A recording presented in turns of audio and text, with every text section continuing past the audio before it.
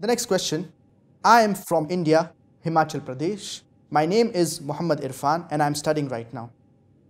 Can Allah subhanahu wa ta'ala forgive a non-Muslim who died committing shirk, but all his life he did good deeds? I would like to give you an example. When you appear for the 10th grade examination, you have to pass in certain subjects.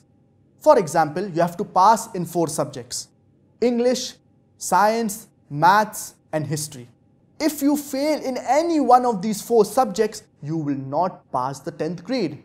Even if you get 100 out of 100 in 3 subjects, but in one subject you fail, you will not pass in the 10th grade.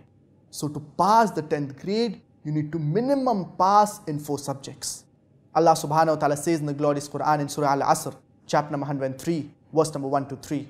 Wal asr, by time, innal insana lafi khusr.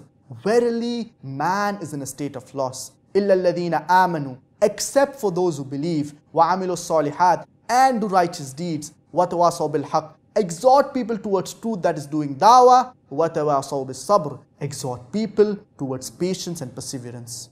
So for a person to enter Jannah, there are minimum 4 criteria that are required. The first is Iman, that is belief. The second is Amalu Salihat, that is righteous deeds. The third is exhorting people towards truth, that is doing dawah. The fourth is exhorting people towards patience and perseverance. So minimum 4 criteria are required for a person to enter Jannah. If anyone is missing, under normal circumstances, a person, he will not enter Jannah.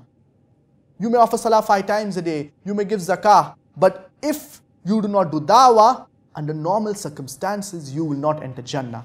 If Allah subhanahu wa ta'ala wants to forgive you, it is Allah's prerogative. As Allah subhanahu wa ta'ala says in Surah Nisa, chapter number 4, verse number 48, and Surah Nisa, chapter number 4, verse number 116, Inna Allah la yaghfiru an yushraka bih, wa yaghfiru ma duna dhalika liman yasha.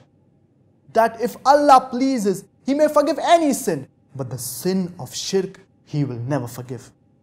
So the biggest sin in Islam is associating partners with Allah subhanahu wa ta'ala. Now there are many people who say that, non-Muslims, they do so many good deeds, they do so many righteous deeds. So why will Allah not forgive them? The non-Muslims, they do righteous deeds, they do good deeds. For example, the non-Muslims, they give charity. Even though they may give $1 million in charity, that is only one part of the various righteous deeds.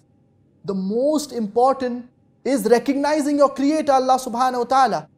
If you cannot recognize your Creator, Allah subhanahu wa ta'ala, what is the point of being good to His creation? Allah subhanahu wa ta'ala, He has given us human beings so much. The house, the shelter that we live in, the food. If you do not get food for a few days, for a month, you will die. If you do not get water for a few days, you will die. How many of us have thanked Allah subhanahu wa ta'ala for the food, for the water? If you do not get air for half an hour, for 1 hour, you will die.